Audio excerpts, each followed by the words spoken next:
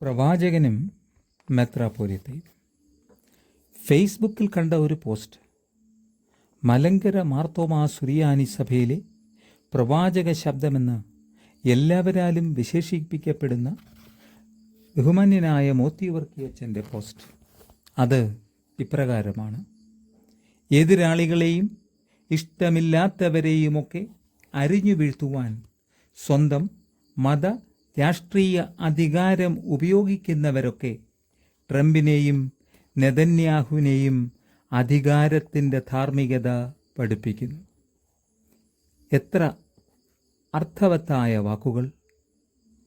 തങ്ങളുടെ എതിരാളികളെ, തങ്ങൾക്ക് ഇഷ്ടമില്ലാത്തവരെ ഒക്കെ തന്നെയും ഇല്ലാതാക്കുന്നതിന് വേണ്ടി, അവരുടെ വളർച്ച, ഉന്നതി എന്നിവ തടയുന്നതിന് വേണ്ടി സ്വന്തം അധികാരം ദുരുപയോഗം ചെയ്യുന്ന മത നേതാക്കന്മാരും രാഷ്ട്രീയ കേന്ദ്രങ്ങളുമാണ് യുദ്ധക്കൊതിയന്മാരായ ട്രംപിനെയും നെതന്യാഹുവിനെയും അധികാരത്തിൻ്റെ ധാർമ്മികത പഠിപ്പിക്കുവാൻ ശ്രമിക്കുന്നത് എന്ന്.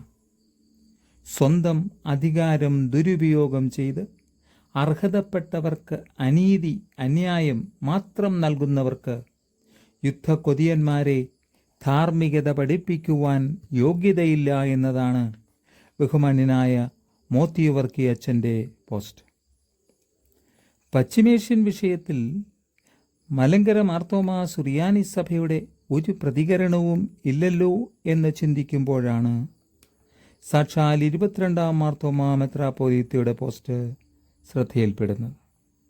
അതിൻ്റെ തലക്കെട്ട് ഇപ്രകാരമാണ്: പശ്ചിമേഷ്യയിൽ സമാധാനം പുലരുവാൻ പ്രാർത്ഥിക്കണം എന്ന്. തിയോഡോഷ്യസ് മാർത്തോമാ മെത്രാപ്പോലീത്ത കയ്യൊപ്പ് വച്ച് പരസ്യപ്പെടുത്തിയ പ്രാർത്ഥനാ നിർദ്ദേശത്തിൻ്റെ ഉള്ളടക്കം എന്താണ് എന്ന് നോക്കാം.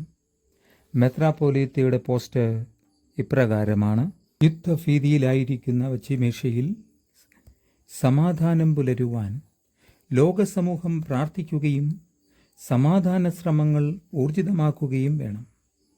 സംഘർഷത്തിലേർപ്പെട്ടിരിക്കുന്ന ലോക നേതാക്കൾ ആയുധമുപേക്ഷിച്ച് സമാധാനത്തിൻ്റെ മാർഗം സ്വീകരിക്കുവാൻ തയ്യാറാകണം. യുദ്ധങ്ങളും സംഘർഷങ്ങളും ഒന്നിനും പരിഹാരമല്ല. യുദ്ധങ്ങളും മനുഷ്യക്കുരുതികളും പ്രാകൃതമാണ്. ഹിംസയുടെ മാർഗം പരിഷ്കൃത ലോകത്തിന് യോജിച്ചതല്ല. ഈ മാർഗത്തിൽ നിന്ന് ലോക നേതാക്കൾ പിന്തിരിയണം. ആയുധം കൊണ്ട് ആർക്കും ഒന്നും നേടാനായിട്ടില്ല. ചരിത്രത്തിലെ ഏറ്റവും വലിയ യുദ്ധപ്രേമികൾ പോലും വിസ്മൃതിയിലായിട്ടേയുള്ളൂ. ഇസ്രായേൽ, അമേരിക്ക സംയുക്ത മിസൈൽ ആക്രമണങ്ങളിൽ നിന്ന് ഇറാനിൽ നിരവധി ആളുകൾ കൊല്ലപ്പെട്ടു. ഇറാനിൽ സ്കൂളിന് നേരെ ഉണ്ടായ മിസൈൽ ആക്രമണത്തിൽ 85-ലധികം പെൺകുട്ടികൾ കൊല്ലപ്പെട്ടതായി റിപ്പോർട്ടുകളുണ്ട്. പശ്ചിമേഷ്യയിൽ വിവിധ രാജ്യങ്ങൾ തമ്മിൽ ആക്രമണങ്ങളും പ്രത്യാക്രമണങ്ങളും തുടരുകയാണ്. മിസൈൽ ആക്രമണത്തിൽ നിരവധി ആളുകൾ കൊല്ലപ്പെടുന്നു. വ്യോമ സമുദ്ര ഗതാഗതങ്ങൾ നിശ്ചലമായി. ഗൾഫ് രാജ്യങ്ങളിലെല്ലാം യുദ്ധസമാനമായ സാഹചര്യങ്ങൾ നിലനിൽക്കുന്നു.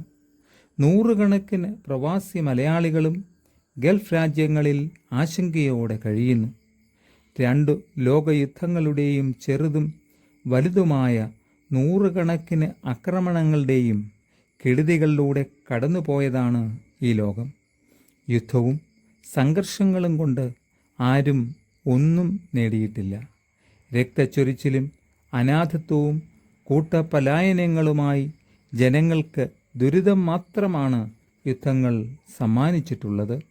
യുദ്ധം സാമ്പത്തിക അരക്ഷിതാവസ്ഥ അടക്കം ലോകത്തെ കൂടുതൽ കെടുതികളിലേക്ക് നയിക്കും. ഈ സാഹചര്യം അനുവദിച്ചുകൂടാ.